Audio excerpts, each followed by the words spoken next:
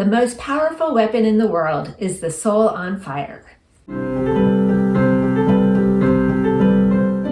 So in 2025, we have had the goal of watching more good Catholic movies, and I have to say, we've definitely found some great stories so far.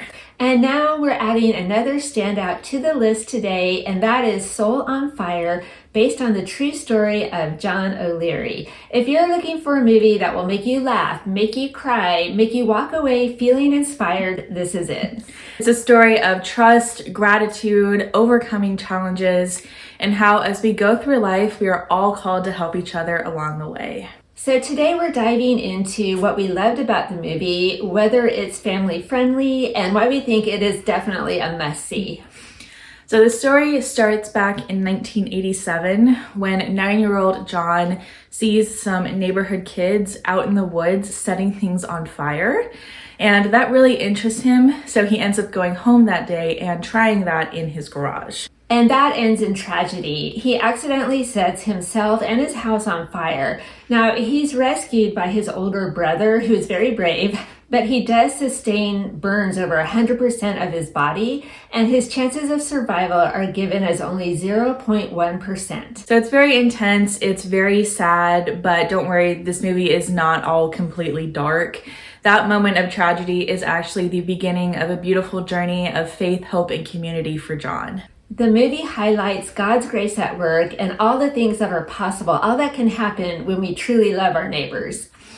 So the movie starts in the present. So you see John as an adult, and right away, you know, he survives. It's all going to turn out okay. And that does make some of those earlier hospital scenes easier to watch. So the timeline actually flip-flops between the past and the present. And we thought that worked beautifully because, yes, some of those early medical scenes are pretty intense, but there's always that light at the end of the tunnel.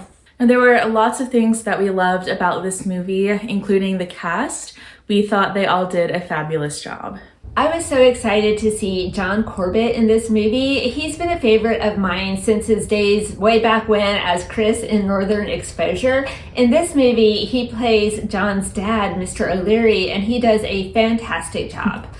And he delivers one of our favorite lines from the movie, "Focus on loving the life you're living."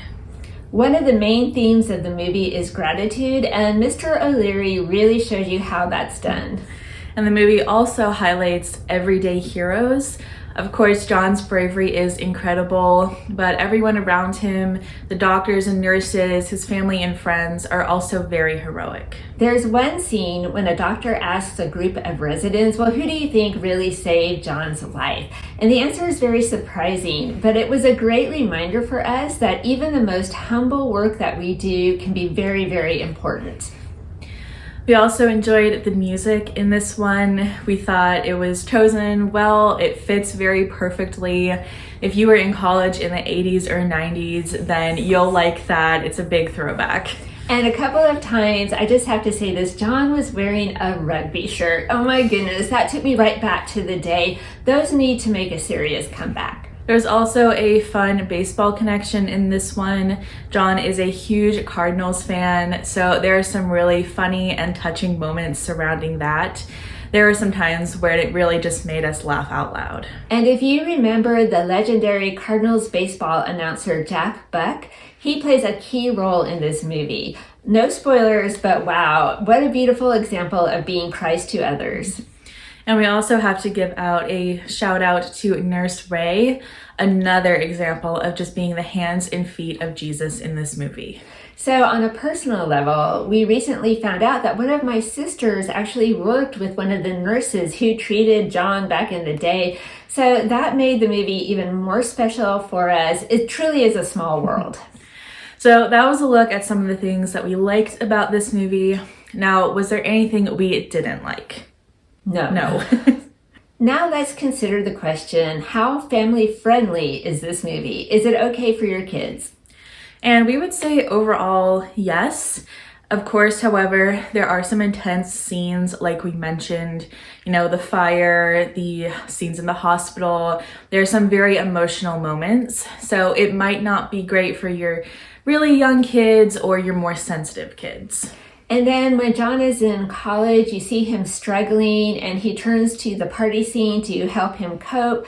So you have some frat parties, some drinking, everything that goes along with all that college stuff. But really, it's not over the top. It's not obscene. And honestly, I thought it was pretty spot on for the era. And we do think that those scenes could open up some great conversations with teenagers about pain, about healing, and life choices.